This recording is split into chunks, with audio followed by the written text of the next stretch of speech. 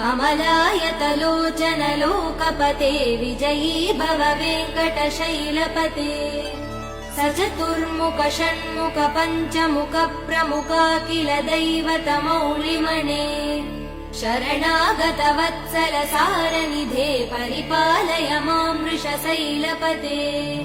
अतिवेलतया तव दुर्विषहैयनुवेल कृतैरपराध सदैः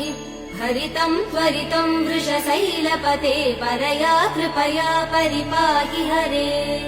अधिवेङ्कटशैलमुदारमते जनताभिमतादिकदानरतात् परदेवदया गदितान् निगमै कमलादयितान् परं कलये